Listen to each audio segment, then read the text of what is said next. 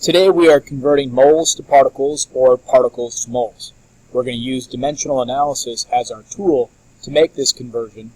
So we're going to need a couple conversion factors. I'm going to go ahead and begin by listing those conversion factors out. First, 1 mole is equal to 6.02 times 10 to the 23rd particles. Now again, if we look back at yesterday's lesson, it's extremely important that we know what these particles are. Those particles can be atoms, molecules, or formula units.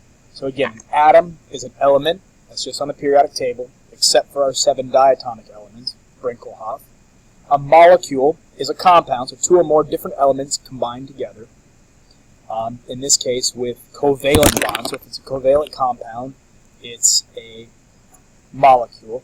And a formula unit, which is an ionic compound. So again, a metal and a non-metal. It's extremely important that we know what those are. And again, we have to remember our 7 diatomic elements, even though they're just elements, like oxygen, hydrogen, chlorine, and so forth, they are molecules because there are 2 of them bound to each other. The other conversion factor that we need to know is how many atoms there are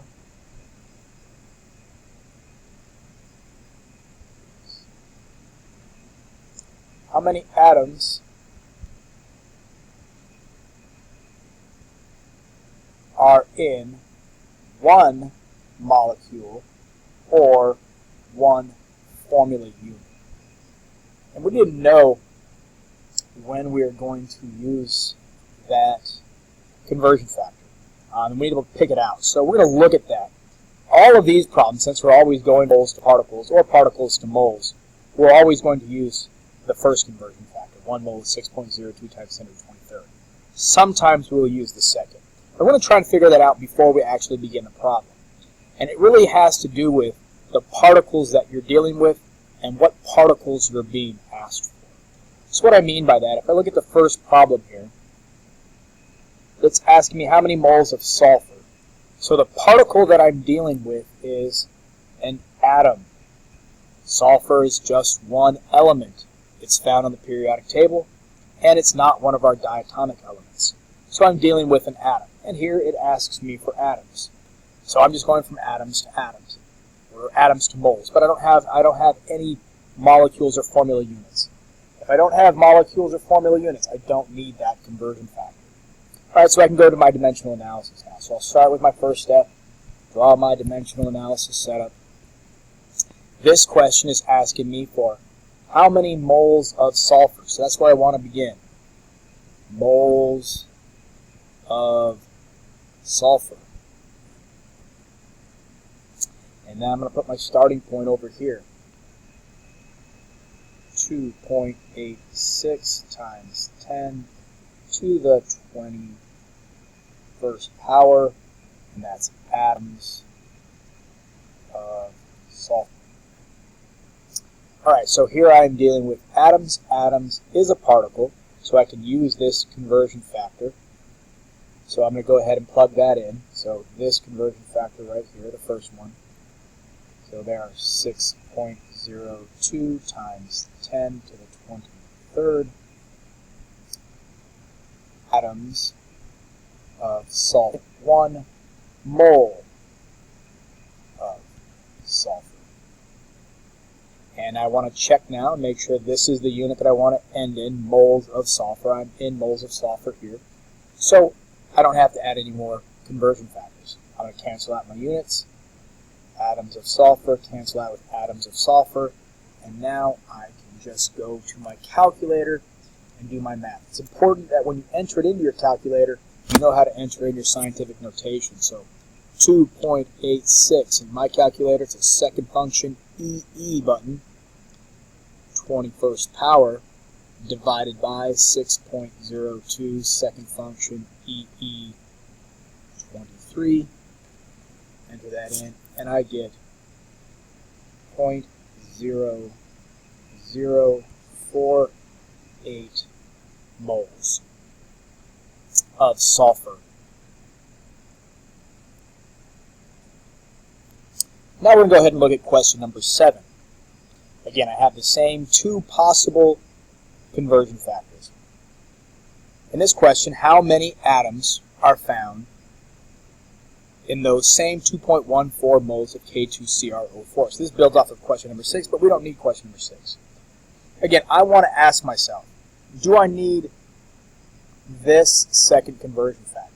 I know I need this first conversion factor because I'm going from moles, 2.14 moles, to atoms, which is particles. So I know I'm going to need that one. I need to know, do I need the second conversion factor?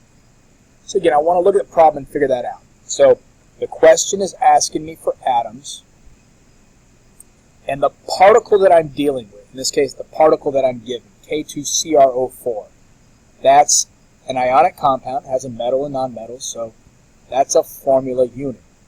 If I am dealing with atoms and formula units, I'm going to need this conversion factor, because that's what it does. It converts atoms to formula units, or molecules.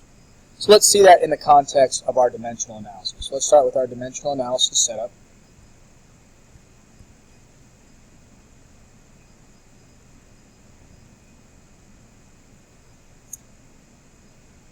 Don't think I left myself enough room there.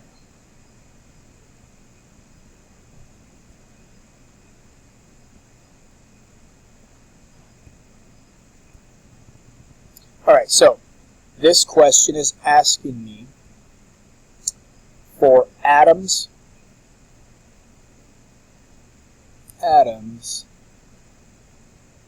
in K2CrO4. So we're looking for atoms. And my starting point is 2.14 moles of K2CrO4. I keep running out of room. Alright, so I need moles of K2CrO4 down here, so that's where I'm going to use this conversion factor, converting moles to particles. So 1 mole of K2CrO4 is equal to 6.02 times 10 to the 23rd. And this is where it becomes really important. I need to look at what this substance is. In this case, it's a formula unit. So I have to label that formula units of K2CrO4. Those have to match. This unit has to match this substance. Since K2CrO4 is a formula unit, it's a formula unit. A lot of times we have a tendency, since in this case we're looking for atoms, and particles can be atoms, we might want to just call this atoms. But that would not be correct, because I need this conversion factor. That's why it helps to think through it at the beginning of the problem. So now I have formula units of K2CrO4. So in one formula unit of K2CrO4, there are 7 atoms. And again, those 7 atoms come from 4 atoms of oxygen plus 1 atom of chromium plus 2 atoms of potassium. So 4 plus 2 plus 1 gives me 7 atoms total. And now I could just multiply those by dimensional analysis. So 2.14 times 6.02 second function EP 23 times 7 divided by 1 gives me 9.02 times 10 to the 24th power.